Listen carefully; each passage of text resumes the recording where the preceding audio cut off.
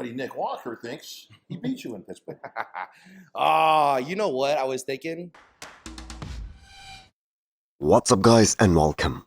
You are watching Fazi Fitness. So let's start this video with Jon Del Rosa and his big announcement that he is retiring from professional bodybuilding. And this year's Tampa Pro show, that was his last show. So going into this show, Jon was the defending champion, but he ended up placing outside of the top 5. And let's keep it very real. He could have just continued to compete just for the sake of it, because he obviously loved this lifestyle and the man loved to compete. And for those of you guys who do not know, he actually competed for more than a decade and he made it to the Olympia stage multiple times. But the man looked at the bigger picture here. He's a married man now. And even before Tampa Pro, when he appeared on the Menace podcast, he was very clear about his future goals and his plans. And he said that he would only continue to compete if it is actually worth it for him. And I'm in a particular position right now where, you know, I'm not getting paid to be a bodybuilder. I was very fortunate for many years to have sponsors, and I didn't have to fund this on my own. Now, you know, I'm married, I have a wife, we're trying to start a family, and, you know, there's a lot of things that this pulls from, which makes it like, hold on a second, if I'm doing this, if I'm sacrificing money, time, you know, energy, and I'm putting all my effort into this, it better be worth it. Now, we know bodybuilding is a very tough sport, especially at the highest level, where you have to push things to such dangerous levels. And every single pro bodybuilder out there admits that by adapting to this kind of lifestyle, they risk a few years of their lives because of all of those long-term effects on all the organs, especially the heart. So the decision he made, that must be appreciated, as Jon is also planning to start a family, and he wants to be 100% healthy, and he wants to put longevity as his top priority. Now, Jon had a very long and also a very successful career. He qualified for the biggest bodybuilding show of the year, and that too multiple times. And that makes him one of the very best in the world. And he was one of those guys who really flourished towards the tail end of his career. So a huge shout out to Jon Del Rosa for a very long and a successful career. And it is always great to walk away from a passion of yours while you're healthy without any repercussions. And this is a perfect example of that. So let me know what you guys think. Which was the best version of Jon Del Rosa that we saw on the stage? In my opinion, it was the Arnold Ohio last year. That was probably his best look ever. Before you scroll or blink too hard, have you subscribed yet? Please don't make me bring out the emotional blackmail. Hit that subscribe button and turn on the bell icon. It's free, it's painless, and that makes me look way cooler than I actually am. Having this level of focus, he's going to be bigger and he's going to be shredded. I know it. Now, let me ask you, do we all think that Hani's still coaching Hadi? Next up, we have an update from the Persian Wolf Hadichoopan. So he's giving his competitors a chest anatomy lesson. Because if you notice, those are some very deep prick striations all across his chest at about 9.5 weeks out of this year's Mr. Olympia. And that is trademark Hadichoopan detail right there, which honestly not a single guy in that entire men's open class can match right now. And this is exactly what makes his most muscular shot one of the best in the world, and undoubtedly his most powerful shot. So it isn't just us the fans who have been speculating on who has been coaching Hadichoopan all this time since the Olympia last year, since Hani Rambot stepped away from the elite coaching scene. So all the guys on the bro chat, they also talked about this, and majority of those guys agreed that Hani Rambot, he must have been helping Hadi in some capacity. I think so. I think he is. I think so too. Yep. I've heard, and I don't mean this just because of his retirement. I've heard that even while Hani was training him, that he has guys in Iran that help. Oh, I don't doubt that. But do I think that Hani is still equally as involved as he was previously? Yes. Yeah. Yeah. And we sincerely hope that it's actually true, because Hani will also play a big role in getting Hadichoopan into the States one more time. And it will create an even bigger rivalry between Hadi and Derek, as they were former teammates who were being coached by the same guy Hani Rambot. And also the rivalry between Hani Rambot and Chris Aceto, that is always worth watching.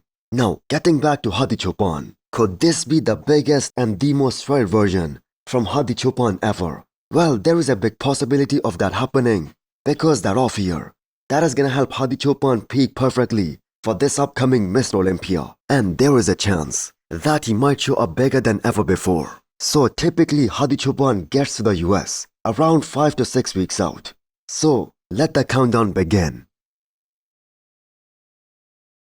Jim, he's going to join us in Olympia this year without a doubt, man. He's just brought his best physique to the stage right now, and that says a lot. That says a lot, and I think, man, he looks absolutely remarkable, and I know for a fact he's going to be at Olympia with us this year.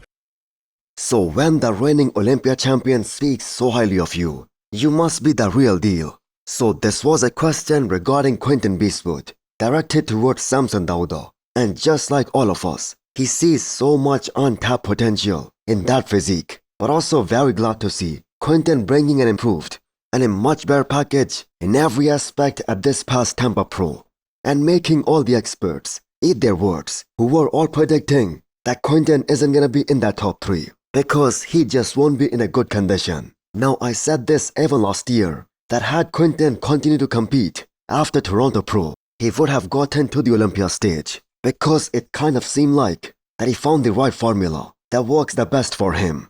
And this year, the man really came into his own. Now people often say that he's overhyped, but just consider the fact that this guy is just 29 years old and he presented one of the most beautiful physiques at this past Tampa Pro.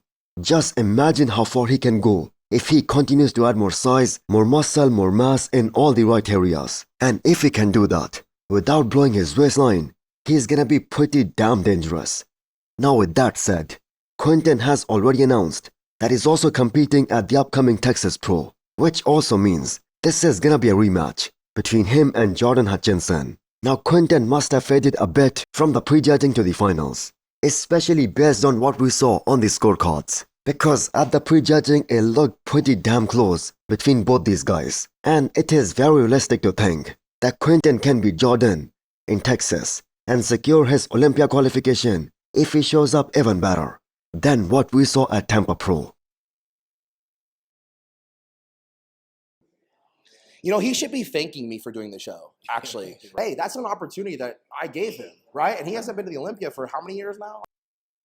Some fireworks coming from the reigning Arnold champion, Derek Lunsford, which were directed towards the mutant Nick Walker. And this was very much due, as the mutant has been constantly claiming that he isn't worried about Derek for this upcoming Mr. Olympia, because in his mind, he already beat him at the Pittsburgh Pro. Now we know Derek has emerged as a villain for many fans out there, especially after that controversial Pittsburgh Pro results and his recent statement that would not make him any more likable. But the man does have a point here. He wasn't at his best, he wasn't at his 100%. And still, the best version of the mutant, he was unable to beat him. So how do you expect the positions to be reversed at this upcoming Mr. Olympia if Derek comes in way better than what we saw at the Pittsburgh Pro? I didn't show up at 100%. So that was like door open right there. And yeah, it was arguable. And people were writing off Nick. Nobody should have been writing off Nick. Nobody should have been writing off Nick ever, but they was. And if I hadn't showed up, I don't think there would be the hype now going into the Olympia. So the judges obviously find Derek's physique way more appealing and way more likable than the mutant. After all, he's a former Mr. Olympia, and that too in 2 different divisions, and the reigning Arnold champion, where he just beat the former Mr. Olympia Samson Dauda. So this kind of back and forth between Derek and Nick, that is gonna create a superb rivalry and also a lot of hype for the Olympia this year. And before anyone starts bashing Nick or Derek, just consider this. It's actually very good for the sport and very good for the Olympia to have some kind of back and forth, some kind of trash talk, because it just engages the fans more, and in turns, it sells more tickets. And at the end of the day, that is what it's all about. So as of right now, Derek is up against the mutant with the scores of 2-0. And it will be amazing to witness another battle between these two guys on the stage in less than 10 weeks' time. So Justin Shire has made an official post reacting to his 13th place at this past Tampa Pro, which was arguably the most shocking result of this past weekend simply because we were looking at a former Olympian who was making his comeback after almost 2 years. So first things first, Justin has decided to start another off-season and he won't be doing any more show in 2025, which in my opinion is the right call. Now he came in bigger compared to his look back in 2023, but this was a very deep lineup and the man got exposed big time for the lack of size and for the lack of conditioning. Although he took the year off to put on more size, more muscle, and he did reveal that he was facing some serious gut issue, some GI problem, and that in turn forced him to reduce his food intake. And here we have a picture of him during the off-season where he looks very soft and totally off everything, the PEDs and the drugs too. And maybe he got penalized by the judges here as they did not saw much of a difference, especially in his back, because placing him 13th, that was a very harsh penalty for him. So looking at that front relaxed pose, the structure is there. He has some beautiful lines and some amazing proportions. So let's see how much more he can build on this, because not every IFBB pro out there has this ability to put on tons of size and tons of muscle. And Justin will never be the biggest guy on the stage, no matter what. That being said, great decision by him, getting back to the drawing board. So hit the thumbs up button if you liked the video and smash the subscribe button if you wanna come back for more. Thanks for watching.